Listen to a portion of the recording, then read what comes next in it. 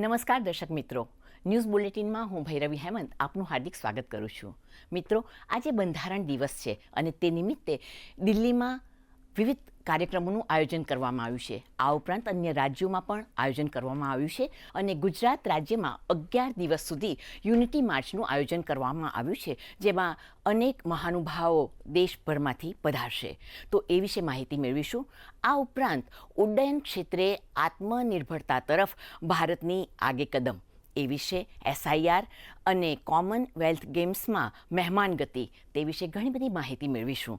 તો સમાચાર જોઈએ તે પહેલાં એક નજર આજના મુખ્ય સમાચાર પર.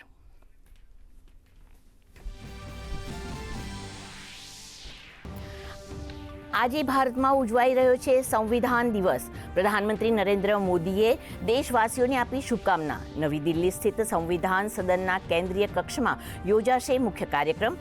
આ વર્ષની ઉજવણીનો વિષય હમારા સંવિધાન હમારા સ્વાભિમાન.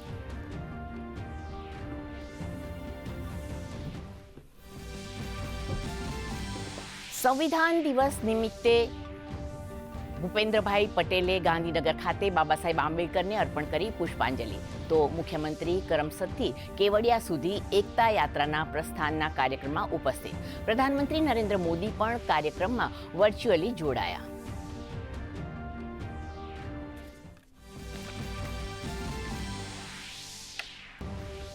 ઉડ્ડયન ક્ષેત્રમાં આત્મનિર્ભરતા તરફ મોટું પગલું. પ્રધાનમંત્રીએ વિડીયો કોન્ફરન્સિંગ દ્વારા હૈદરાબાદમાં સફરાન એરક્રાફ્ટ એન્જિન સર્વિસિંગ ઇન્ડિયાના સુવિધા કેન્દ્રનું કર્યું ઉદ્ઘાટન. 45,000 ચોરસ મીટરમાં ફેલાયેલ આ પ્રોજેક્ટથી મળશે 1,000થી વધુ એન્જિનિયરોને રોજગારી. મુંબઈમાં થયેલા આતંકવાદી હુમલાની આજે 17મી વર્ષી. રાષ્ટ્રપતિ સહિત સમગ્ર દેશ આપી રહ્યો છે શહીદોને શ્રદ્ધાંજલિ. આતંકવાદ સામે લડવા માટે દેશ પ્રતિબદ્ધ. 2008માં થયેલા આતંકી હુમલામાં 166 લોકોએ ગુમાવ્યો હતો જીવ.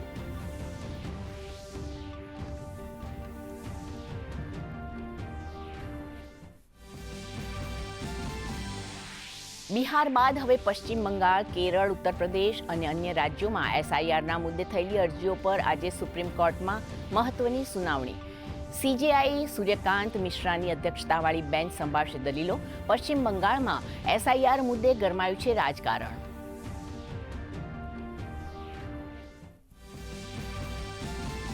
ભારત અને રશિયાની આગેવાનીમાં યુરેશિયન આર્થિક સંઘ સાથે વેપાર સમજૂતી પર આજથી ઔપચારિક ચર્ચા. 20 ઓગસ્ટે થઈ હતી શરતો ઉપર સહમતિ. યુરેશિયન આર્થિક સંઘમાં રશિયા, અર્મેનિયા, બેલારુસ, કઝાકિસ્તાન અને કિર્ગિસ્તાનનો થાય છે સમાવેશ.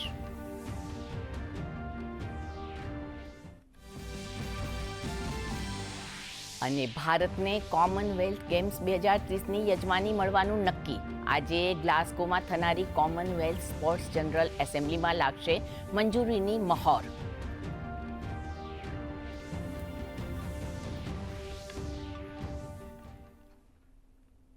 જોઈએ સમાચાર વિસ્તારપૂર્વક. આજે બંધારણ દિવસ પર દેશભરમાં વિવિધ કાર્યક્રમનું આયોજન કરવામાં આવ્યું છે.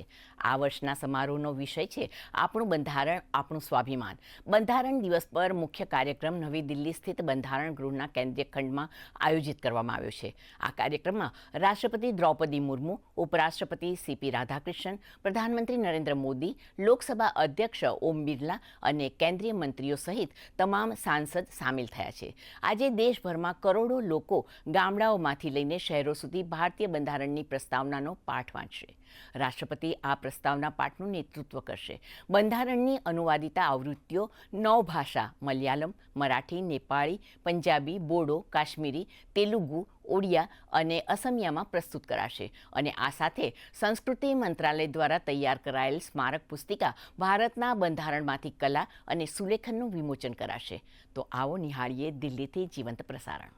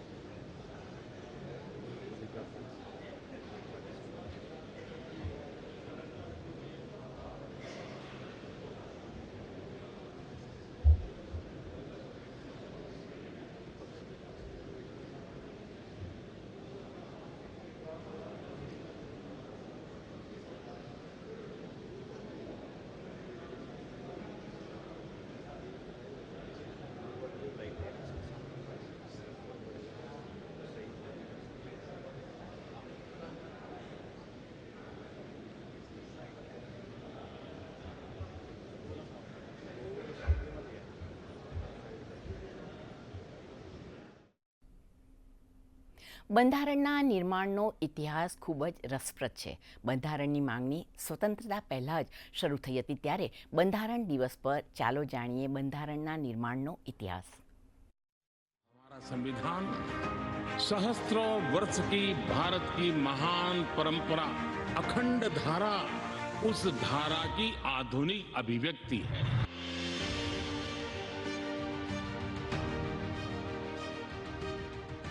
अंग्रेज ईस्ट इंडिया कंपनी के लिए 1600 ईस्वी में भारत आए थे. शुरू में व्यापारिक कामकाज तक सीमित रहने वाले अंग्रेजों ने 1765 में बंगाल, बिहार और उड़ीसा के राजस्व और दीवानी न्याय के अधिकारों पर भी कब्जा जमा लिया. 1857 के सिपाही विद्रोह के बाद तो ब्रितानी हुकूमत ने आधिकारिक तौर पर भारत का शासन अपने हाथों में ले लिया और यहीं से शुरू हुई असली आजादी की जद्दोजहद. लंबे संघर्ष के बाद 1930 आते आते देश में पूर्ण स्वराज की मांग जोर पकड़ चुकी थी. आखिरकार 1946 में ब्रिटिश हुकूमत ने 3 सदस्यीय कैबिनेट मिशन भारत भेजा. इसमें Lord Pethick Lawrence, Sir Stafford Cripps और A.V. अलेक्जेंडर शामिल थे. कैबिनेट मिशन ने मुस्लिम लीग की 2 संविधान सभाओं की मांग को खारिज कर दिया.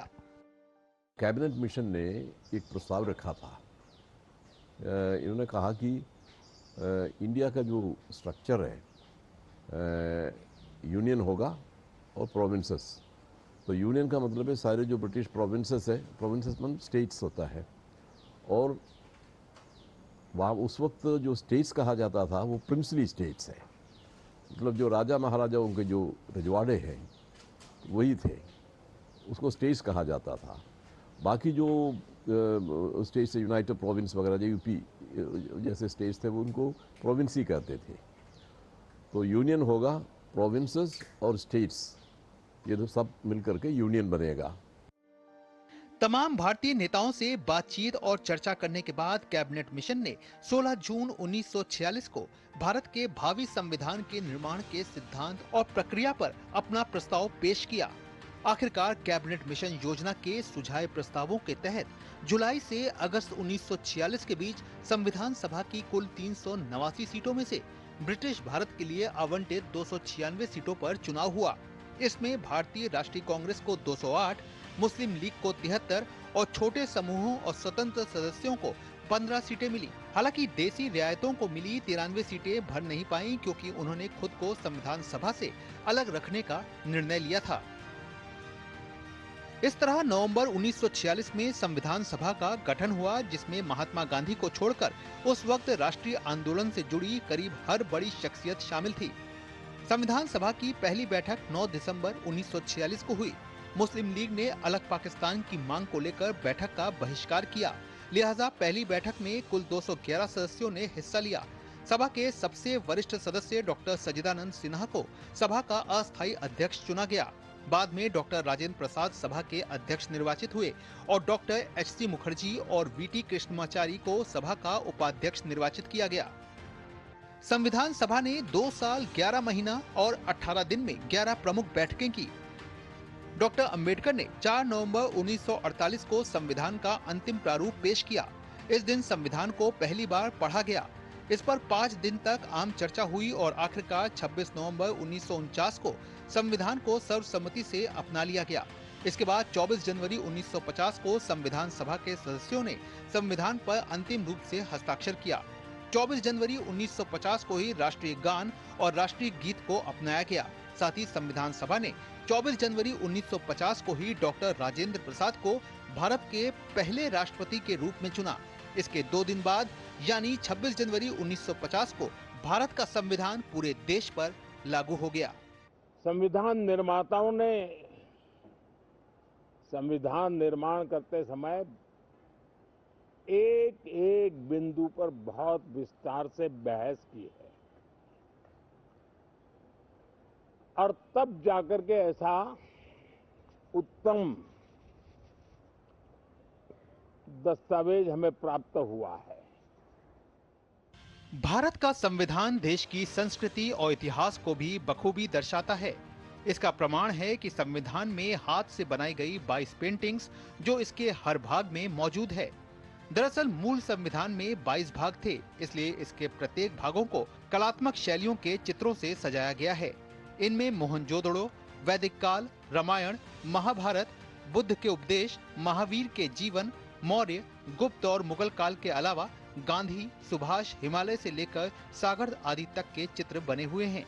इन चित्रों को महान चित्रकार नंदलाल बोस और उनके छात्रों द्वारा बनाया गया था। संविधान से जुड़ी एक रोचक बात यह भी है कि इसकी मूल प्रति हिंदी और अंग्रेजी में हाथ से लिखी गई है और इसे लिखा है प्रेम बिहारी रायजादा ने।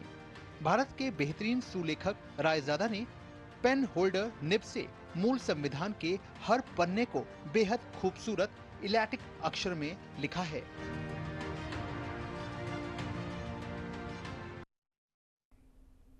દર્શક મિત્રો, સમાચારમાં આગળ વધીએ તે પહેલા લઈશું એક નાનકડો વિરામ। प्लेटफॉर्म नंबर 2 से चलने वाली सुपरफास्ट एक्सप्रेस के यात्रियों I'm here. તને નહીં આને મોબાઈલ ચાર્જ કરવો હતો દિમાગ ચાર્જ કર આવા પબ્લિક પોર્ટ થી ફોન ચાર્જ કર્યો તો પર્સનલ ડેટા થશે પબ્લિક જોયું પપ્પા હું પે કરું છું નો સિગ્નલ હવે શું કરીશ ફ્રી વાઈફાઈ છે ને બુદ્ધુ સુધરી જા પેમેન્ટ્સ માટે નો ઓપન વાઈફાઈ મતલબ ફ્રોડ ને કરો બાય બાય આરબીઆઈ કહે છે કરો યોગ્ય શરૂઆત બનો ફાઇનાન્શિયલી સ્માર્ટ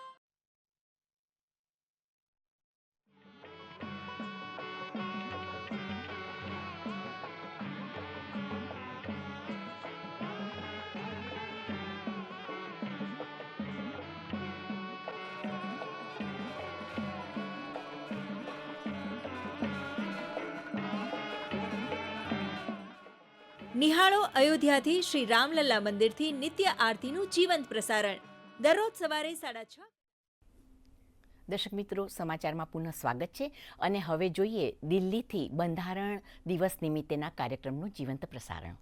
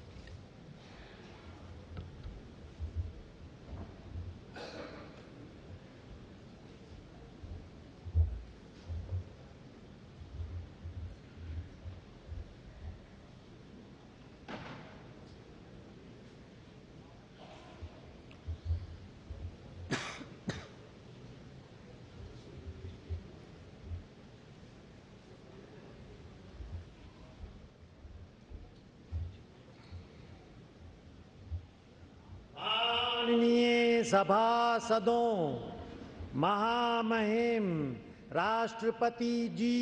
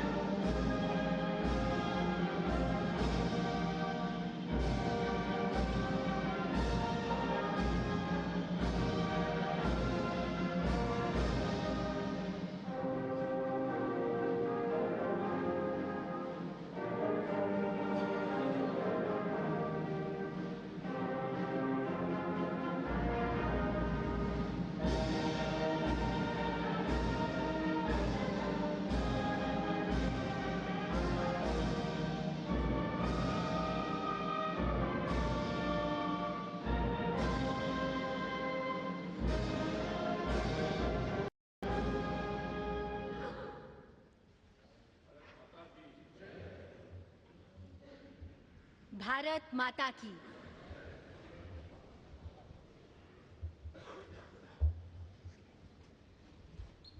छब्बीस नवंबर 1949 ईस्वी मिति मार्गशीर्ष शुक्ल सप्तमी संवत 2006 विक्रमी को एतत् द्वारा संविधान को अंगीकृत, अधिनियमित और आत्मार्पित किया गया। हमारा संविधान हमारा स्वाभिमान, और ये हम सभी के लिए बड़े हर्ष और गर्व की बात है कि इस वर्ष देश संविधान को अंगीकार किए जाने की 76वीं वर्षगांठ मना रहा है। नमस्कार आप सभी का, आप सभी माननीय विशिष्ट जनों का इस ऐतिहासिक केंद्रीय कक्ष में हार्दिक स्वागत, अभिनंदन एवं आप सभी को शत शत वंदन।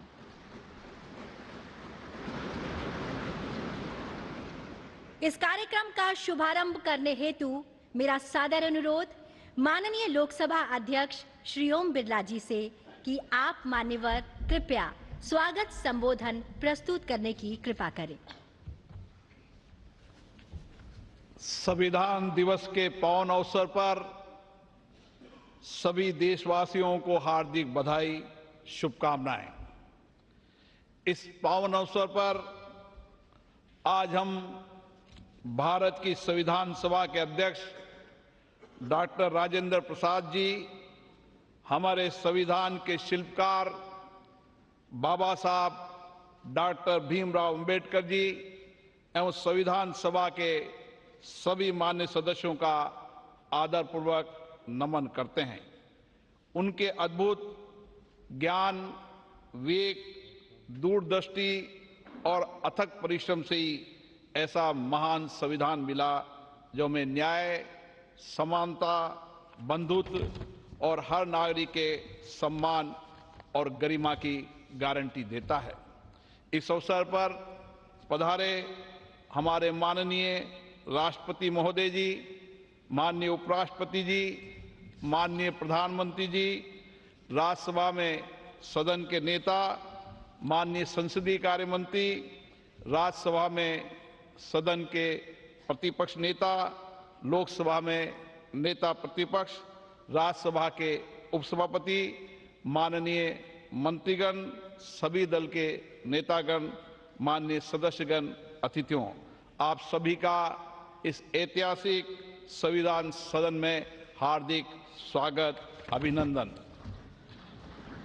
संविधान सभा का ये केंद्रीय कक्ष और पवित्र स्थान है जहां गहन चर्चा, संवाद एवं विचार मंथन के बाद हमारे संविधान को आकार दिया गया। जनता की आकांक्षाओं को संवैधानिक प्रावधानों में लिपिबद्ध किया गया। संविधान के मार्गदर्शन में पिछले 7 दशक से अधिक के कालखंड में हमने नीतियों और कानून बनाए और सामाजिक न्याय और समावेशी विकास के लक्ष्य प्राप्त किए।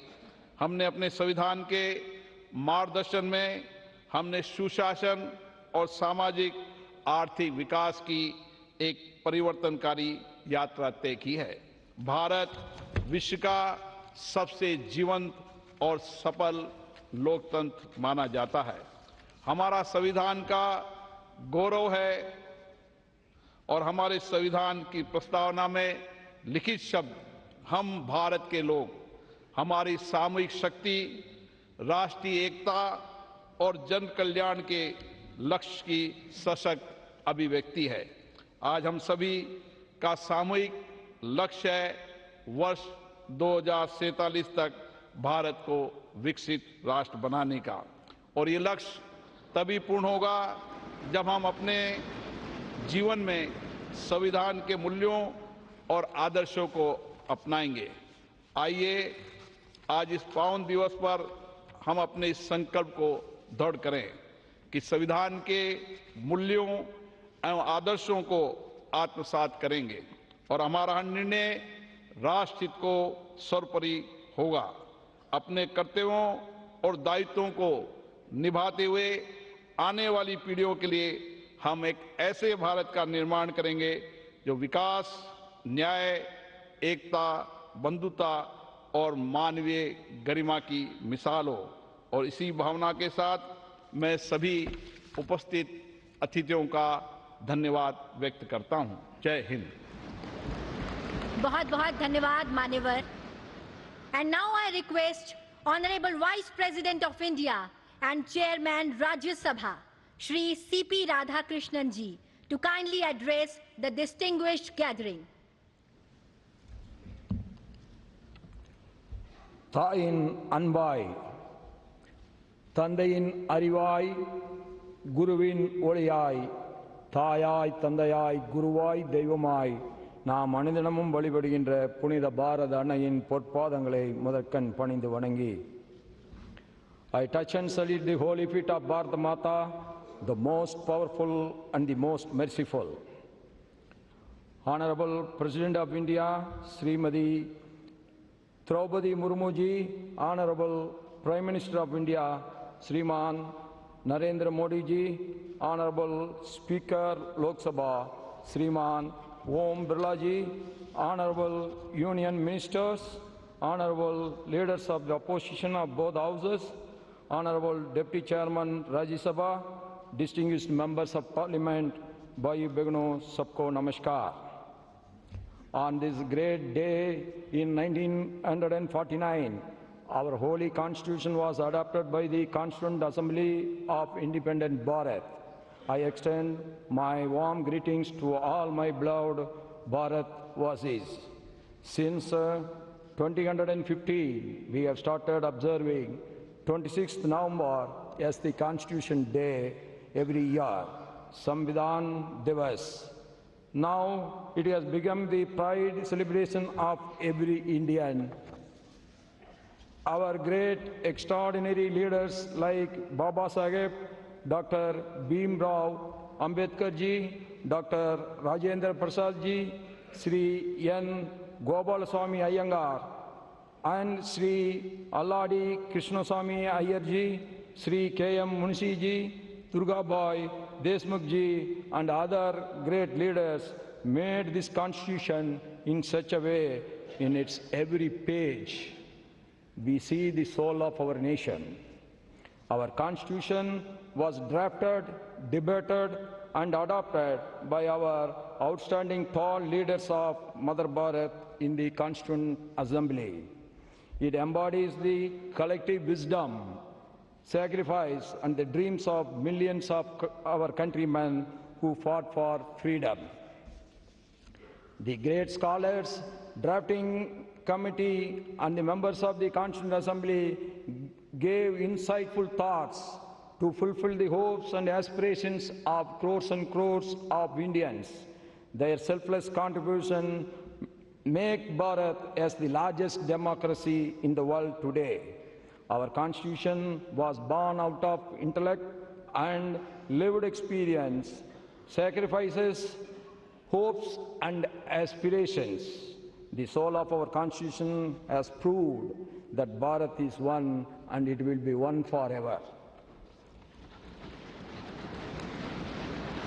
In the recent years, by adopting pragmatic and saturation-first approach, we have been able to perform well on many development indicators. From nowhere, we are now the fourth largest economy of the world, and very soon we are going to be the third largest economy of the world. That is why the whole world is now looking at us. 25 crore brothers and sisters of India have been liberated from poverty in the last 10 years. This is a historical monument achievement never seen in the human history ever before. With the help of digital technologies, 100 crore people have been covered under various social security schemes. We have made the impossible possible. This year, we commemorated the 150th birth anniversaries of Sardar Vallabhbhai Patel ji, Bhagavan Birsa Munda ji, and also the 150th year celebrations of our patriotic national song Vande Mataram. The pain and the sacrifice of our freedom fighters inspired us, and it will continue to inspire generations to come.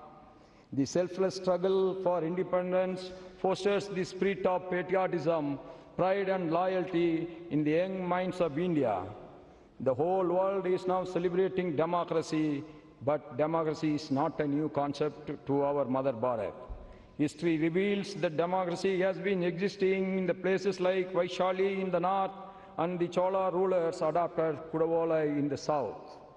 That makes us proud to call Bharat as the mother of democracy. No democracy can survive without the consciousness contribution of the citizens. In our mother Bharat, every citizen, whether he or she, rich or poor, always contribute to strengthen the democracy. During the દર્શક મિત્રો, આપ જોઈ રહ્યા હતા દિલ્હીથી જીવંત પ્રસારણ. અને હવે સમાચારમાં જોઈએ આગળ. આજે બંધારણ દિવસ નિમિત્તે ગાંધીનગર પ્રેરણાભૂમિ સેન્ટ્રલ વિસ્ટા ગાર્ડન ખાતે મુખ્યમંત્રી ભૂપેન્દ્ર પટેલે ડૉક્ટર બાબા સાહેબ આંબેડકરની પ્રતિમાને પુષ્પાંજલિ અર્પણ કરી હતી. આ અવસરે મેયર મીરાબેન પટેલ, ધારાસભ્ય રીટાબેન પટેલ, કલેક્ટર મેહુલ દવે સહિત શહેરના નાગરિકો તેમજ આસપાસની શાળાના બાળકો હાજર રહ્યા હતા. તો ઉપરોક્ત કાર્યક્રમમાં બાબા સાહેબ આંબેડકર અમર રહોના નારા લગાવ્યા હતા.